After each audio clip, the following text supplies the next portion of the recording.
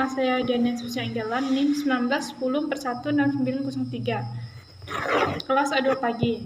Mata kuliah Manajemen Pemasaran. Dosen Adi Mursalin, SEMM. Di sini saya akan menjawab soal UAS Manajemen Pemasaran. Soal bagian A berkenaan dengan kegiatan di Google Classroom. Nomor 1, berapa kali Anda hadir dalam kuliah? Kenapa Anda harus hadir dalam kuliah manajemen pemasaran? 12 kali, karena sudah kewajiban saya sebagai mahasiswa hadir pada saat jam perkuliahan. Jika saya tidak mengikuti perkuliahan, maka akan mempengaruhi terhadap nilai saya. Yang kedua, sebutkan dan jelaskan tugas terstruktur yang sudah saudara buat dan manfaat apa yang saudara peroleh mengerjakan tugas struktur tersebut. Jawaban yang pertama, menjawab pertanyaan dari video YouTube. Yang kedua, mengerjakan kuis game. Yang ketiga, meringkas isi dari video dan membuat video record. Yang keempat, mengerjakan soal UTS. Yang kelima, tugas meringkas video periklanan. Yang keenam, tugas buat iklan dengan YouTube. Ketujuh, mencari materi personal selling di Google dan di YouTube. Yang ke-8, membuat video record personal selling. Manfaat yang diperoleh adalah saya dapat mempelajari materi dari mata kuliah Manajemen Pemasaran 1. Soal nomor 3, manfaat apa yang saudara peroleh mempelajari Manajemen Pemasaran 1 melalui Google Classroom? Jawaban, manfaat yang saya dapatkan adalah menambah ilmu, pengetahuan, dan wawasan saya pada kuliah Manajemen Pemasaran 1. Soal B, berkenaan dengan periklanan dan personal selling. Soal yang pertama, tuliskan syarat teks iklan jika iklan ditinjau dari isi. Jawaban, isi iklan harus jelas. Isi iklan disarankan singkat, jujur, menarik perhatian objek, dan tidak menyinggung salah satu pihak. Pertanyaan kedua, jelaskan syarat teks iklan jika iklan ditinjau dari bahasa. Jawaban, bahasa yang digunakan dalam iklan harus memiliki arti yang baik, mudah diingat, dan mudah dipahami. Masyarakat luas bisa menggunakan kata konotasi, namun mengandung makna yang baik. Yang ketiga, tuliskan tujuan iklan. Tujuan iklan adalah untuk mempengaruhi rasa suka, keyakinan, penilaian, emosi, pengetahuan, pengertian, kepercayaan, perilaku, dan juga citra akan produk dan brand yang diiklankan. Nomor 4, tuliskan jenis-jenis iklan berdasarkan isinya. Yang pertama, iklan penawaran atau niaga. Iklan yang biasanya kita jumpai adalah iklan penawaran atau iklan niaga. Iklan penawaran merupakan jenis-jenis iklan yang berisi tentang tawaran akan barang atau jasa kepada masyarakat luas. Contohnya, iklan barang, yaitu sepatu, tas, makanan, barang elektronik, kosmetik, dan lain-lain.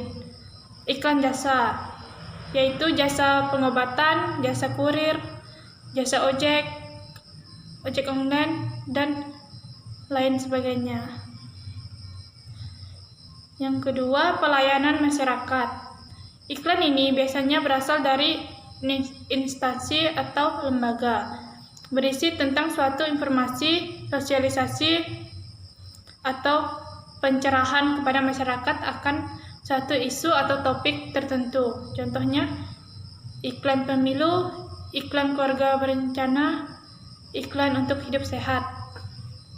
Yang keempat, iklan permintaan. Iklan permintaan sering dianggap sebagai iklan lowongan kerja. Hal tersebut karena iklan ini berisi tentang pihak yang mengiklankan untuk menawarkan dan mengajak masyarakat yang ingin bekerja dengan mereka.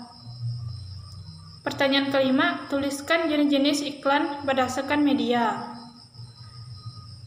Yang pertama, iklan cetak adalah iklan yang dibuat dan pisang menggunakan cara cetak. Biasanya iklan cetak yang kerap kita temui di koran, selembaran majalah, koran, baliho, poster, stiker, dan lain sebagainya. Dalam iklan cetak terdapat ketentuan dalam membuatnya, berdasarkan di mana iklan tersebut akan dipasang. Yang pertama, media cetak. Iklan cetak tidak memiliki lebih dari 4 baris atau tidak sampai lebih dari kolom iklan. Untuk iklan cetak, dalam kolom ukurannya lebih tinggi daripada iklan baris. Iklan cetak display biasanya memiliki ukuran yang luas.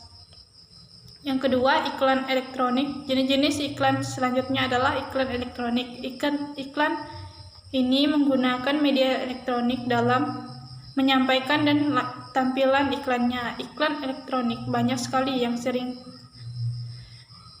ditemui, antara lain iklan televisi, live action, animasi, musik, sponsor, program, running text, live promo, and credit title, backdrop, credit title, property, endorsement, dan lain-lain. Iklan radio, iklan film, iklan luar ruang seperti iklan yang berada di bus, taksi, terminal, stasiun, dan menggunakan media elektronik. Pertanyaan ke-6, tuliskan jenis-jenis iklan berdasarkan tujuan. Yang pertama, commercial advertising, terdiri dari iklan strategis yaitu iklan yang digunakan untuk membangun merek. Iklan taktis yaitu iklan yang memiliki tujuan yang mendesak. Iklan ini dirancang untuk mendorong konsumen agar segera melakukan kontak dengan merek tertentu. Yang kedua, corporate advertising, seringkali fokus berbicara tentang nilai, warisan perusahaan, komitmen perusahaan pada pengawas mutu, peluncuran merek dagang atau logo perusahaan yang baru, atau mengkombinasikan kepedulian perusahaan terhadap lingkungan sekitar.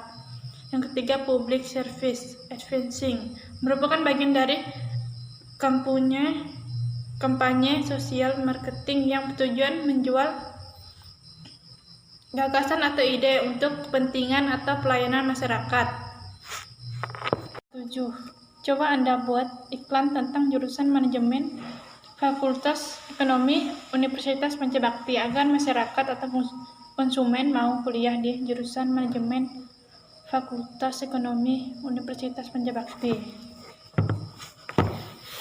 Nah, bagi teman-teman yang masih bingung mau kuliah di mana, di sini saya merekomendasikan untuk teman-teman yaitu kuliah di salah satu kampus yang ada di Kalimantan Barat, yaitu berada di Kota Pontianak, yaitu di Universitas Pancabakti.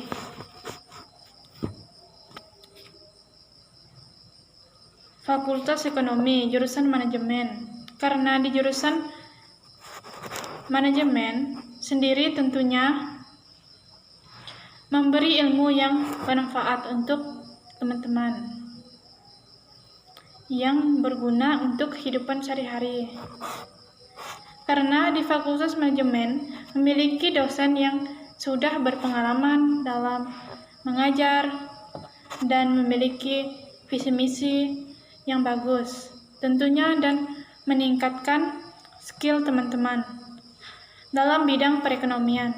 8. Tuliskan fungsi dari media promosi. Jawaban, tujuan media promosi untuk mengirimkan informasi suatu produk kepada target pasar potensial, untuk memperoleh pelanggan baru dan menjaga loyalitas konsumen, untuk membuat citra produk mata konsumen yang sesuai dengan diinginkan untuk merubah tingkah laku dan anggapan konsumen. Nomor 9. Berdasarkan macam media yang digunakan, maka periklanan dibedakan menjadi iklan pengumuman atau pemberitahuan dan iklan penawaran. Iklan pengumuman atau pemberitahuan contohnya iklan suatu event, iklan penawaran contohnya iklan suatu produk. Nomor 10. Apa yang dimaksud dengan personal selling? Personal selling adalah komunikasi langsung atau tatap muka antara penjual dan calon pelanggan untuk memperkenalkan suatu produk kepada calon pelanggan dan membentuk pemahaman terhadap produk sehingga mereka kemudian akan mencoba membelinya. Nomor 11. Apa yang dimaksud dengan sales promotion? Sales promotion adalah salah satu tipe marketing yang biasanya digunakan untuk memperkenalkan produk baru, menghabiskan produk lama, dan tentu saja menaikkan angka penjualan. Perusahaan dan brand bisa memiliki peluang untuk kembali menarik perhatian konsumennya dengan melakukan promosi. Nomor 12. Tuliskan alat-alat yang digunakan dalam kegiatan sales promotion. Yang pertama, iklan, brosur, reklame, baliho, spanduk, backdrop. 13. Apa yang dimaksud dengan publicity? Publicity yaitu beberapa info mengenai barang atau perusahaan yang disebarluaskan ke orang-orang lewat cara bikin berita yang memiliki arti komersial atau berbentuk penyajian lain yang berbentuk positif.